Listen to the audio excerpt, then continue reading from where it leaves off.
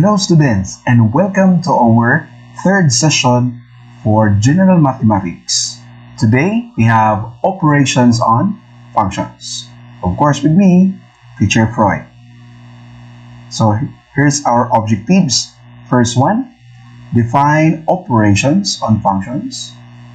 Next is identify the different operations on functions. Perform addition, subtraction, multiplication, division, and composition of functions. Now, what is an operations on functions? This is an overlapping domains that can be added, subtracted, multiplied, and divided. If function and g of x are two functions, then for all x in the domain of both functions, the sum, difference, product, and quotient are defined as follows.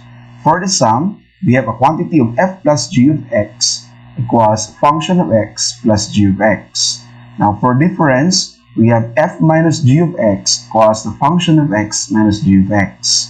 For product, we have f times g, pwedeng magkadikit na ganito, pwede rin lagyan natin ng big dot tulad nito at the middle, no? F g of x equals the function of x times g of x, and for quotient naman, we have f over g or f divided by g of x equals to the function of x over g of x. Plus, be reminded that f of g here, pwede silang baguhin natin, no? Ang f pwede gamitin na h, no? Or p, or l, or k, ganon din naman ang g. So, pwedeng iba-ibahin natin, but the same pa rin ang pagkakabasa sa kanila. All of those are function of a certain domain. Okay? Let's proceed. Now, here's our first example. How to express the four operations of functions given function of x equals to 3x minus 2 and g of x equals to x squared plus 2x minus 3. Ibig sabihin yan, ano ang operation na function na ginamit natin sa A, B, C, and D para makuha ang ganito na result, no? Ito, for example, p of x equals to x squared plus 5x minus 5. Anong ginawa natin sa function of x value dito at saka g of x na value naman ito, no? So, anong ginawa natin? Nag-add ba tayo? Nag-subtract? Nag-multiply? Or nag-divide? Na magre-result ng ganito. Nakuha? Okay. Let's have the first example. Kasi ang gagawin natin dito is kailangan natin i-operate lahat para i-compare na lang natin yung mga sagot natin doon sa mga given kanina, no? Now, para mas madali sa akin, i-solve ko lahat ng operations ng functions. So, I will solve first f plus g, no, of x equals to the function of x plus g of x. So, don't forget our given. Our given is 3x minus 2 and x squared plus 2x minus 3. Itong 3x minus 2, given yan ang function of x.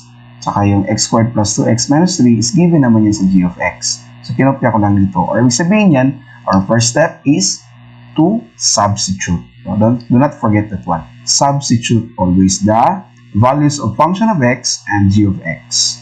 Now, after substituting that one, of course, second step is to what? To operate, no? Operate natin. So, kailangan natin tanggalin itong parenthesis natin, tulad dito, so 3x minus 2 na siya. Dito naman, kapag tinanggal natin yung open and close parenthesis, do not forget to multiply the operations to the sign sa mga terms na nasa loob ng ating sinubstitute na functions kanina. So, positive times positive x squared, so magiging positive pa rin siya. X squared plus, positive times a positive 2x, ganun pa rin, no? Positive 2x. Positive times a negative 3, negative 3 pa rin. So, ibig sabihin yan, kapag plus ang operation, so just copy na lang itong nasa next niya, grupo ng mga functions, no? Or group of terms. Then, operate, no? Kailangan na natin i-collect yung mga pare-pareho para ma-add or ma-subtract natin. So, of course, wala namang kaparehang yung x squared natin, just write it down. Then, after doing it, so, hanap tayo ng kapareho. So, yung kapareho 3x tsaka 2x, no? Pareho sila. So, we add them. 3x plus 2x. So, magiging 5x. Then, negative 2 minus 3, pareho silang negative. Just add them, negative 5. So, our final answer is f plus g of x equals to x squared plus 5x minus 5. Ito ang sagot na to. Balikan natin yung given kanina, yung tanong kanina. Ito yun. So, yung sagot natin is x squared plus 5x minus 5. So, yung sagot na yun, ang ginawa lang natin is to add the function of x and saka g of x. So, yung sagot natin, f of x plus g of x. So, ganun lang kadali. Next, operation. Tingnan natin. So, subtraction tayo. So, f minus g of x equals to f of x minus g of x. So, subtract na natin, no? Ganun pa rin gagawin natin. Substitute muna ang mga given na functions natin. And after doing that one, do not forget yung operation. I-multiply natin sa mga sign na sa loob ng second group natin na functions. Okay? So, just copy this one. Like this one. Copy na natin. Then, multiply the operation to the signs sa bawat terms natin sa second group, no? So, minus times a positive, so, negative, no? Negative x squared. Just copy na ito x squared. So, ang change lang naman natin dito is mga sign lang.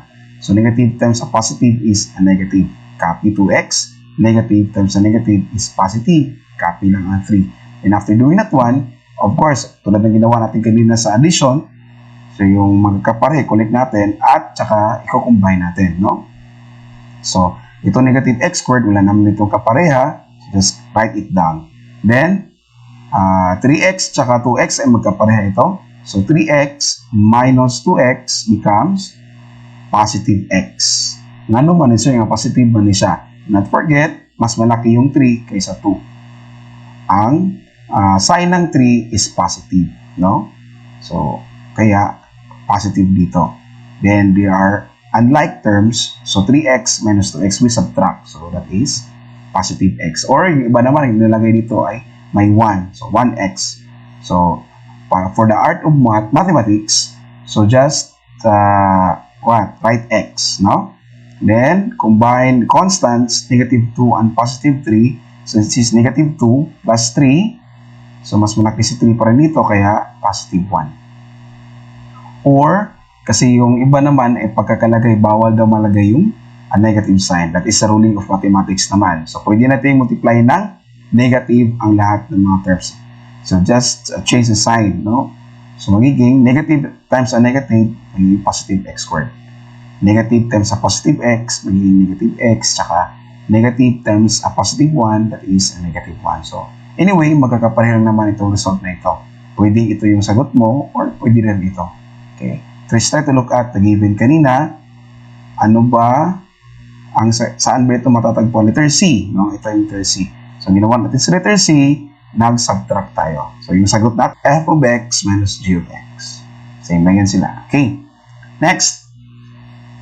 How about finding the product? So, we have f times g or fg of x equals to the function of x times g of x. So, ganun pa rin gagawin natin. Substitute. No? So, after doing that one, kailangan bang kopyahin ito? So, noon, di pareho ang finding the product sa finding the sum and finding the difference. So, we need to multiply this one. Isa-isahin natin through using the distributive property of multiplication. So, kung meron tayong rule ng FOIL, yung FOIL magagamit lamang kapag puro binomial ang minumultiply natin. Pero since we multiply binomial to a trinomial, we need to use the distributive property of multiplication or DPM. So, we need to multiply 3x saka x squared muna, no? 3x times x squared, we have 3x cubed. Sir, no 3x cubed muna, sir. Because we're going to add the exponents, no? Kaya positive 3 dito, or 3. Next is 3x times positive 2x, we have positive 6x squared. Very good. Then 3x times negative 3 is negative 9x. Do not forget, if you're going to multiply unlike signs, the result is negative. If you're going to multiply like signs o magkakapareho na sign, the result is always positive. Okay? Yes. Continue. Negative 2 na naman tayo times x squared. Pila man siya. Negative 2 times x squared, that will be negative 2x squared. Negative 2 times positive 2x, that is negative 4x. And negative 2 times a negative 3 is positive 6. So, ganoon pa rin gagawin natin. We're going to collect all like terms and then we're going to operate or combine, no? So, 3x cubed dito, wala naman siyang kapareha na may degree of 3 or exponent of 3. So, just copy it, write it down. And then, 6x squared, meron bang kapareha na degree dito? Mayroon, say 2x squared. So, we're going to combine them. 6x squared minus 2x squared. So, we have 6 minus 2, 4. Copy lang mo ang x squared. Okay? Next, negative 9x tsaka negative 4x ay magkapareho. So, pareho din silang negative. So, just combine them. Negative 9 and negative 4, that is negative 11. Then, copy x. Then, yung 6 naman na constant, una naman siyang may kukombine dito, just copy it. No? So, our final answer is f times g of x equals to 3x cubed plus 4x squared minus 11x plus 6. So, balik tayo sa given. Ito yan. Okay? So, saan dito? Ito yan. Letter B. So, ang s of x is equals to 3x cubed plus 4x squared minus 11x plus 6 ay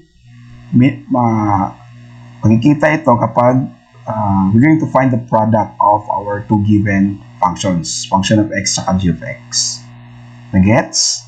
Na-proceed. Wala nang iba dito ang sagot, no? Ang kauli-ulian, obviously, this is the quotient, no? So, we need to, what? We need to show our solution pa rin because I will rate points to those, more points to those who will show their process or solution in finding their answers. Do not depend much more on your answer keys on the last page of your module.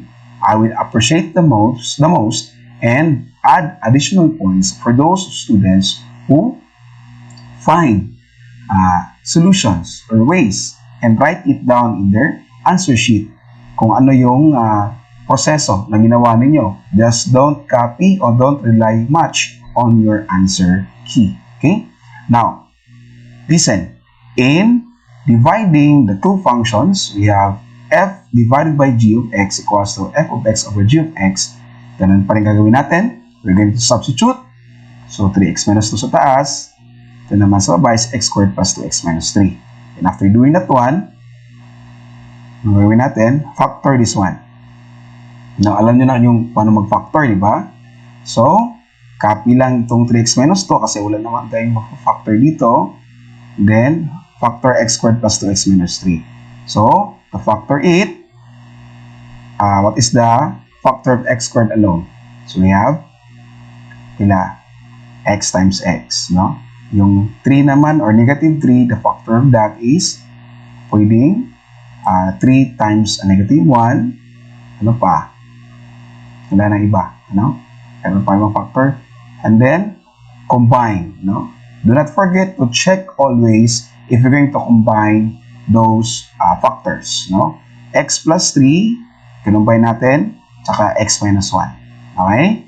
Yung factor, yung 3 tsaka negative 1 ay factor yan ng negative 3. Yung dalawang x naman ay factor ng x squared. Do not forget to check. Check natin kung babalik ba tayo sa original. We have x times x squared. Very good.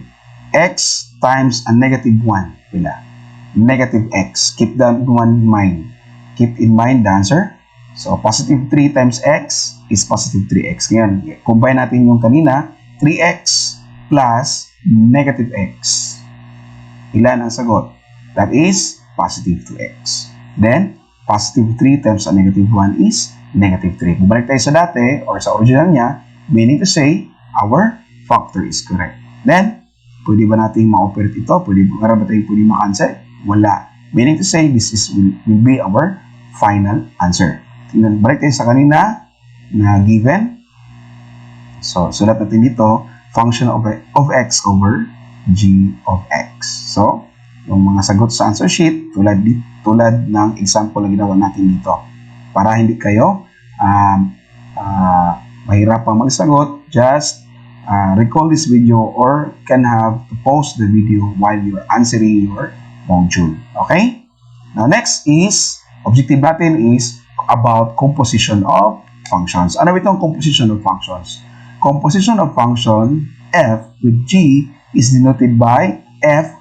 This is read as composed of g. F composed of g and is defined by the equation f composed of g of x equals to f g of x. Ibig sabihin nito, si x o yung domain na x is in the domain of g. Okay? And g of x is in the domain of f. Ano simplify natin? Ano ibig sabihin niyan? Simplify, pagpalagay natin na si x ay yung kapatid mo, si g, ikaw, yung nakakatandang kapatid, si f naman yung parent mo. Ibig sabihin niyan, si x ay nasa isipan mo. So, ibig sabihin, ginahon-hon na, so on. Ikaw at saka yung kapatid mo naman ay laging iniisip ng iyong parents. So, ganun yon. So, si yung kapatid mo na bunso, iniisip mo, yung si G, ikaw, at saka yung kapatid mo na bunso, ay iniisip din ng parents mo. Tingnan natin, how do we solve this composition of functions? Let's have the first example. Example, given function of x equals to 4x minus 5 and g of x equals x squared plus 4. We're going to find f composed of g of x, tsaka g composed of f of x. So, binaliktad na itong dalawa. Okay, how do we solve this problem? So, again, simplify natin, kunin muna natin ang ibig sabihin ng f composed of g of x, that is f composed of g of x. So, gagawin natin, wala naman yung value ng x na nakalagay sa given natin. So, just simply substitute the value of g of x sa domain or x ng ating function of x dito. So, kung ano ang given ng g of x, which is this one, atoan na siyang i-substitute diri sa domain na sa function of x. So, may tabuan na ron, ang sulod ni g of x, ang ginahuna sa parent mo ay kayong dalawa na magkapatid mo. So, meron kayong given, which is x squared plus 4 na value. So, atoan lang i-substitute o i-replace. So, magiging 4 times the value of the domain sa yung kanina, g of x, which is x squared plus 4, copy lang ang minus 5. Kuha? Okay, proceed tayo. Next, we're going to multiply it, no? Sa isa, distributive property of multiplication. Tawag pa rin dito. So, we have 4 times x squared, we have 4x squared. We have 4 times positive 4, we have positive 16. And copy negative 5. Okay? Next, operate. Meron ba tayong operate dito? Itong 4x squared, wala naman siyang kapareho na may combine natin. Just copy or write it down.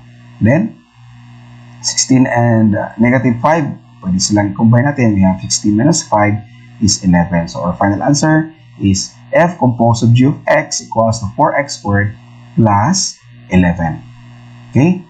Next example natin, yung g of f composed of x is equals to g composed of f of x. Kaya naman nabaliktad, no? Yung position ng f of x natin saka yung g natin. So, ma-interchange din ang ating mga values. So, sabihin niyan, yung domain naman ng g of x natin, i-replace naman natin ang value ng f of x. So, mangyayari, g of 4x minus 5 will be equal to yung x natin ito, i-replace natin ang value ng g of x will be 4x minus 5.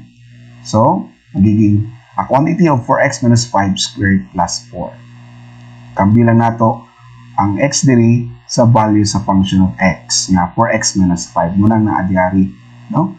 Plus 4. Then after doing that one, we're going to simplify this one. 4x minus 5 squared. This one is a binomial times a binomial. So, recall natin kanina yung full method. Sige. So, what will be the answer? We're going to simplify 4x minus 5 squared. So, this will be the process. So, gagawin natin, atuasang siyang write into 2. So, 4x minus 5 times quantity of 4x minus 5. Simple as, atuan ni siyang